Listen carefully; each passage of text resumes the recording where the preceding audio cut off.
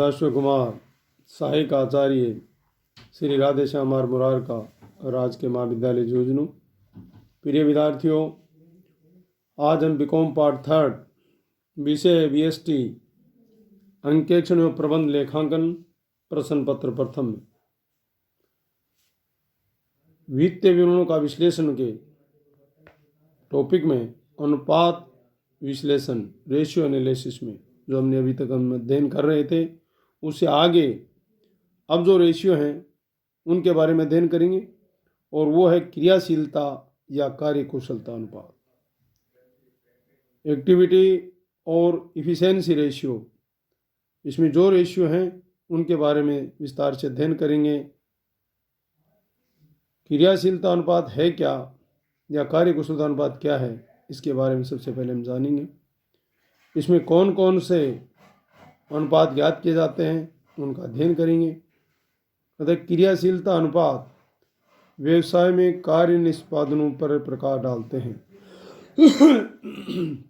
जो क्रियाशीलता अनुपात हैं वो कोई व्यापार करते हैं, उस व्यापार में जो कार्य निष्पादन करते हैं उस निष्पादनों के बारे में अध्ययन करते हैं, उस पर प्रकाश डालते हैं तथा इसकी गणना का प्रमुख उद्देश्य है वो संस्था की कार्य निष्पत्ति तथा प्रबंधकों की कार्यकुशलता का मूल्यांकन करना होता है कि उसमें कार्य की निष्पत्ति, संस्था की जो कार्य निष्पत्ति है और प्रबंधकों द्वारा जो कार्यकुशलता का उसका मूल्यांकन किया जाता है।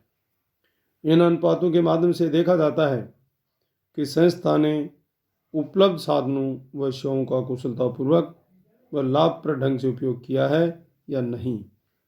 जो व्यवसाय में या संस्था में जो उनके पास संसाधन उपलब्ध हैं उनका और जो सेवाएं हैं संस्था के लिए उनका क्या प्रबंधकों द्वारा या जो कार्य करते हैं उनके द्वारा कुशलतापूर्वक कार्य किया गया है और लाभप्रद ढंग से उपयोग में लिया गया है या नहीं, इसकी गणना की जाती है।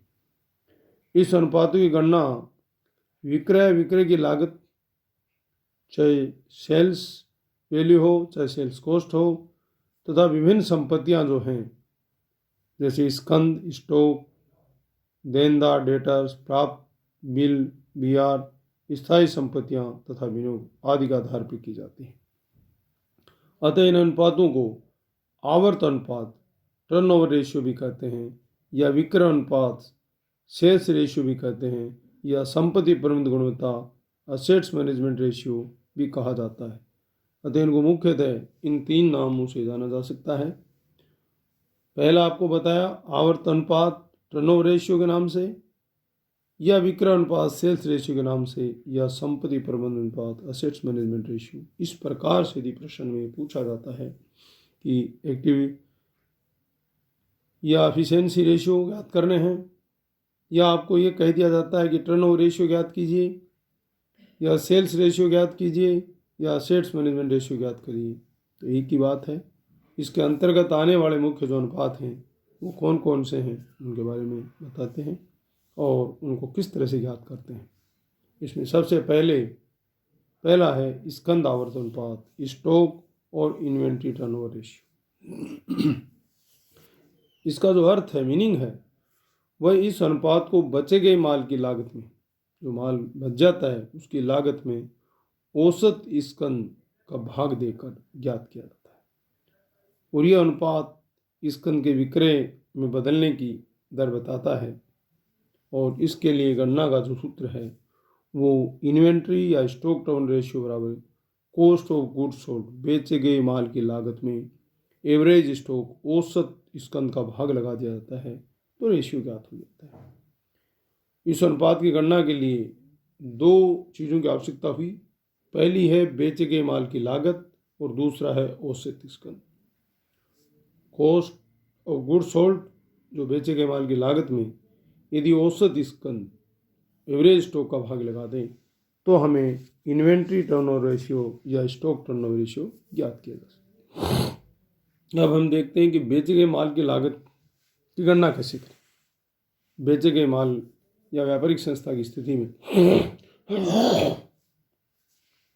बेचे गए माल की जो लागत है, कॉस्ट ऑफ गुड्स सोल्ड है, उसको कैसे ज्ञात करें। पहला स्थिति में यदि कॉस्ट ऑफ गुड्स सोल्ड बराबर हम opening stock plus purchase plus direct expenses को जोड़ दें और क्लोजिंग स्टॉक घटा दें तो हमारे पास कॉस्ट ऑफ गुड्स सोल्ड बच जाएगा, जो बेचे गए माल की लागत वो आ जाएगी। प्रारंभिक स्टॉक है, जो ओपनिंग स्टॉक है, जो क्रय किया गया है, उसमें प्रत्यक्ष व्यय हैं, इनको जोड़ दें और अंतिम स्टॉक क्लोजिंग स्टॉक को घटा दें। तो ये व्यापारिक संस्थाओं की स्थिति में है, जो व्यापारिक संस्थाएं हैं। इसके लिए अलावा यदि निर्माणी संस्थाएं हों, जो निर्माण, जो बिल्डिंग वेल्डिंग बनाती हों, इस तरह की कोई हों, या फर्नीचर वर्नीचर तैयार करती हों, इस तरह की हों, तो उसमें कैसे करेंगे?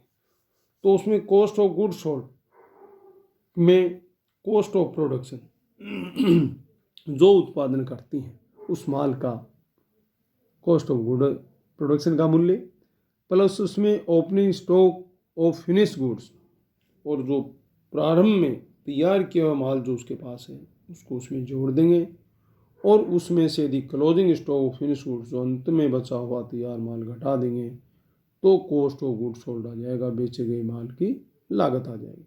अर्थात cost of production plus opening stock of finish goods minus closing stock of finish goods, इससे हमें कॉस्ट ऑफ गुड्स सोल्ड की लागत प्राप्त हो जाएगी। कॉस्ट ऑफ प्रोडक्शन में क्या सम्मिलित है, कैसे ज्ञात करेंगे? तो कॉस्ट ऑफ प्रोडक्शन यदि हमें नहीं पता है तो उसमें हम जो मटेरियल कंज्यूम्ड हुआ है, उपयोग में ले लिया गया है, प्लस डायरेक्ट लेबर प्रत्यक्ष श्रम, प्लस डायरेक्ट एक्सपेंस प्रत्यक्ष व्यय, प्लस मैन्युफैक्चरिंग एक्सपेंस जो निर्माण व्यय हैं, इन सबको यदि योग कर लेते हैं, जोड़ लेते हैं, तो कॉस्ट ऑफ प्रोडक्शन हो जाए। स्पष्ट हुआ कि कॉस्ट ऑफ गुड्स सोल्ड के लिए हमें कॉस्ट ऑफ प्रोडक्शन चाहिए। जो हमने कॉस्ट ऑफ प्रोडक्शन में क्या क्या सम्मिलित है ये हमने बताया। इसमें मटेरियल कंज्यूम्ड जो हुआ है वो होगा, प्लस डायरेक्ट लेबर उसमें जुड़ जाएगी, प्लस डायरेक्ट जो एक्सपेंसेज वो जोड़ देंगे, प्लस मैन्युफैक्चरिंग एक्सपेंसेज, इन सब का जो टोटल है वो कॉस्ट ऑफ प्रोडक्शन है। और जब कॉस्ट ऑफ प्रोडक्शन हमें ज्ञात हो जाती है तो उसके आधार पर हम कॉस्ट ऑफ गुड्स सोल्ड को ज्ञात कर सकते हैं। और कॉस्ट ऑफ गुड्स सोल्ड में यह है कि कॉस्ट ऑफ प्रोडक्शन में यदि opening stock of finish goods को जोड़ दें और closing stock of finish goods को घटा दें तो हमारे पास कॉस्ट ऑफ गुड्स सोल्ड आ जाए। और अन्य स्थिति यदि निर्माणी संस्था भी नहीं हो, व्यापारिक संस्था भी नहीं हो, और अन्य स्थिति हो, तो हम इन्वेंट्री स्टॉक टर्न रेशियो ज्ञात कैसे करने के लिए उसमें क्या चाहिए, उसमें हम कॉस्ट ऑफ गुड्स की वैल्यू कैसे ज्ञात करें, कॉस्ट ऑफ गुड्स कैसे ज्ञात करें अन्य स्थिति में। तो उसमें एक है कि सेल्स जितनी है और उसमें से यदि ग्रॉस प्रॉफिट घटा देते हैं तो कॉस्ट ऑफ गुड्स सोल्ड हो जाए। क्योंकि सेल्स में हम ये मानते हैं कि cost of goods sold plus gross profit जुड़ा होता है। इस प्रकार से हम कॉस्ट ऑफ गुड की ज्ञात कर लेते हैं मूल्य, सेल्स में जैसे ग्रॉस प्रॉफिट घटा देते हैं। दूसरा है, इसमें ज्ञात करने के लिए हमारे पास औसत स्टॉक, एवरेज स्टॉक चाहिए। जब इन्वेंट्री टर्नओवर रेशियो या स्टॉक टर्नओवर रेशियो ज्ञात करने के अपने पढ़ा है कि कॉस्ट ऑफ गुड्स और एवरेज स्टॉक चाहिए, तो हमने कॉस्ट ऑफ गुड्स सोल्ड की जो स्थिति थी वो हमने क्लियर कर ली कि कैसे हम उसकी ज्ञात कर सकते हैं। और दूसरा है औसत स्टॉक, इसके लिए एवरेज स्टॉक चाहिए। औसत स्टॉक जो है उसकी गणना करने के लिए हम यदि ओपनिंग स्टॉक और क्लोजिंग स्टॉक को जोड़ें, प्रारंभ में जो स्टॉक है उसको और अंत में जो बचा हुआ उस स्टॉक को जोड़ लें और 2 का भाग लगा दें, तो वो एवरेज स्टॉक, औसत एवरेज स्टॉक आ जाएगा, औसत स्कंद आ जाएगा। कभी कभी बेची गई वस्तुओं की लागत की सूचना उपलब्ध नहीं होती है हमारे पास, और न ही उसे अंकलित करना संभव होता है। तो ऐसी स्थिति में हम स्कंद आवर्तपाद की गणना किसके आधार पर कर लें? बिक्री के आधार पर कर सकते हैं। यदि हमारे पास वस्तु जो बेची गई है उसकी ना तो लागत की सूचना होती कितना लागत है उसमें, और ना उस पर कोई अन्य कोई खर्चे उसके बारे में होता है, तो हम उसका आंकलन जब नहीं कर सकते हैं तो ऐसी स्थिति में स्टॉक टर्नओवर रेशियो या इन्वेंट्री टर्नओवर रेशियो ज्ञात करने के लिए हमें नेट सेल्स का उपयोग कर लेना चाहिए। स्कंद आवर्तन बात करने के लिए बिक्री का आधार मान लेना चाहिए। तो ये दूसरा, इस प्रकार से इन्वेंट्री टर्नओवर रेशियो यदि हम ज्ञात कर सकते हैं उसमें है नेट सेल्स में यदि एवरेज स्टॉक का भाग लगा दें या नेट सेल्स में हम क्लोजिंग स्टॉक का भाग लगा दें। जब हमारे पास ओपनिंग स्टॉक की सूचना नहीं हो तो हम जो शुद्ध बिक्री है उसमें अंतिम स्टॉक का भाग लगा दें, वो आ जाए। उपरोक्त जो हमने सूत्र काम में लिया है उसमें विक्रय की रकम है जो लागत प्लस लाभ दोनों सम्मिलित होता है, जबकि स्कंद का जो मूल्यांकन साधारणतः लागत मूल्य पर ही होता है। अतः इस सूत्र का प्रयोग तभी करना चाहिए जब लागत संबंधी सूचना उपलब्ध न हो। जो हमने दूसरा इन्वेंट्री टर्नओवर रेशियो के लिए जो net sales upon average stock अथवा नेट सेल्स बटे क्लोजिंग स्टॉक की बात कही है, वो तभी उपयोग में लेना चाहिए जब हमें स्कंद का मूल्यांकन तो पता हो लेकिन लागत पूर्णतः सूचना उपलब्ध नहीं हो, तो इस सूत्र को प्रयोग में लेना चाहिए। इसको निर्वचन में महत्व है, इसकी इम्पोर्टेंस क्या है, सिग्निफिकेंस क्या है इसकी इस रेशियो के लिए, तो उसके बारे में कह सकते हैं कि स्कंद आवर्त अनुपात जितना अधिक होगा उतना ही अच्छा माना जाता है, क्योंकि ऐसी दशा में यह अनुपात ये बताता है कि स्कंद में विनियोजित प्रत्येक रुपए की एक इकाई का प्रयोग करके विक्रय की अधिक मात्रा प्राप्त की गई है। ऐसी संस्थाएं जिनका स्कंद आवर्त अनुपात ऊंचा होता है लाभ के लिए नीचे उपांत लो मार्जिन ऑफ प्रॉफिट पर भी विक्रय जारी रख सकती है, कम लाभ के आधार पर भी विक्रय कर सकती है। ऊंचा स्कंद आवर्त अनुपात इस बात का भी सूचक है कि कम स्कंद की मात्रा पर अधिक व्यवसाय किया जा सकता है। यदि हमारे पास स्टॉक कम भी है भंडार में, तब भी हम उस व्यवसाय को अधिक से अधिक कर सकते हैं, क्योंकि कहीं न कहीं उस ऊंचे जो अनुपात हमारा स्टॉक इन्वेंट्री टर्नओवर रेशियो यदि दिखता है तो हर कोई व्यक्ति हमें माल उपलब्ध करा देगा। कि कम स्कंद की मात्रा पर अधिक व्यवसाय किया जा सकता है जैसा आपको बताया, तथा स्कंद के भंडारण व अन्य वे भी कम ही होते हैं। उस पर यदि हम कम स्टॉक की जगह रखने की चाहिए तो भंडारण की जो व्यवस्था उस पर कम खर्चा आएगा। लेकिन ये स्मरण रहे, हमें ध्यान रहे कि ऊंचा स्कंद आवर्त अनुपात है वो हमेशा व्यवसाय के दक्षता व लाभवर्ती का सूचक नहीं होता है। ये 100% नहीं गारंटी कि वो ऊंचा होगा तो अच्छा होगा। इसलिए क्योंकि कभी कभी ऐसा संभव है कि स्कंद में होने वाली बचत की अपेक्षा विक्रय वितरणों में होने वाली वृद्धि अधिक हो, उस स्थिति तो स्कंद आवर्त अनुपात नीचा होने पर भी हम ये निष्कर्ष निकाल सकते हैं कि व्यवसाय मंदी के दौर से गुजर रहा है, अर्थात विक्रय की सुस्ती आ गई है या उत्पादन का प्रचलन कम हो गया है। इस कारण से हमें मान सकते हैं कि स्कंद अनुपात नीचा हो सकता है। स्कंद की आवश्यकता से अधिक पूंजी विनियोजित है। और तीसरा, भविष्य में मूल्य वृद्धि की संभावना या अधिक बिक्री की संभावना होने पर स्कंद बढ़ा लिया गया है। चौथा जो है इसका कारण वह स्कंद का मूल्यांकन गलत ढंग से किया गया है या मूल्यांकन विधि महत्वपूर्ण परिवर्तन किया गया है। और पांचवा है स्कंद कीमतों को समावेश में परिवर्तन किया गया या गलत ढंग से मदों का समावेश किया गया। इस प्रकार अतः स्कंद आवर्त अनुपात की सहायता से व्यवसाय में स्कंद की गति, स्टॉक वोल्वेसिटी की गणना भी हम कर सकते हैं। स्टॉक वेलोसिटी कैसे ज्ञात करेंगे, इसके लिए जो सूत्र है वो हमारे काम मिलेंगे। और स्टॉक वेलोसिटी जो ज्ञात करेंगे, वेलोसिटी इक्वल टू बराबर एवरेज स्टॉक जो हमारा औसत स्टॉक था उसमें कॉस्ट ऑफ गुड्स सोल्ड का भाग लगा देंगे। कहने का अर्थ है जो हमें स्टॉक टर्नओवर रेशियो का प्रयोग करते थे उसमें cost of goods sold but average stock रखते थे, इसमें विपरीत कर देंगे average stock upon cost of goods sold. लेकिन इसमें इसको मल्टीप्लाई करेंगे वो नंबर ऑफ डेज और मंथ इन द ईयर, या तो नंबर ऑफ दिनों की संख्या से गुणा कर देंगे या महीनों जो है वर्ष में उससे महीनों से गुणा कर देंगे।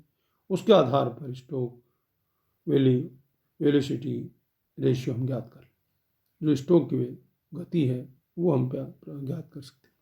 अर्थात दूसरा, नंबर ऑफ डे या मंथ्स इन द ईयर ये दे रखे हैं और यदि स्टॉक टर्नओवर रेशियो हमने निकाल रखा है यदि हमारे पास average stock cost of goods sold के आधार पे यदि हमने स्टॉक टर्नओवर रेशियो निकाल रखा है, तो हम नंबर ऑफ डेज जो दे रखे हैं उस स्टॉक की या मंथ इन द ईयर दे रखे हैं, तो उसमें यदि स्टॉक टर्नओवर रेशियो का भाग लगा देंगे तो स्टॉक वेलोसिटी हम ज्ञात कर लेंगे, इस संघ की गति हम ज्ञात कर लेंगे। आदर्श रूप में आइडल जो हम इसको अनुपात को किस स्थिति में माने, तो इस अनुपात के आवर्त की कोई सर्वमान्य या प्रमाणित दर निर्धारित नहीं की जा सकती, क्योंकि यह उद्योग की प्रकृति व प्रबंध के विक्रय व विपणन नीति पर अधिक निर्भर करता है। इस अनुपात से निष्कर्ष निकालते समय उसी प्रकार की अन्य संस्थाओं या संपूर्ण उद्योग व उसी प्रकार के अन्य उद्योगों अनुपात की तुलना की जानी चाहिए। और इसके बाद हम दूसरा है वो है देनदार आवर्त अनुपात, डेटर्स टर्नओवर रेशियो या रिसीवेबल्स टर्नओवर रेशियो इसको। इसका अर्थ ये है कि यह अनुपात देनदारों की वसूली की गुणात्मक विश्लेषण करने के लिए ज्ञात किया जाता है।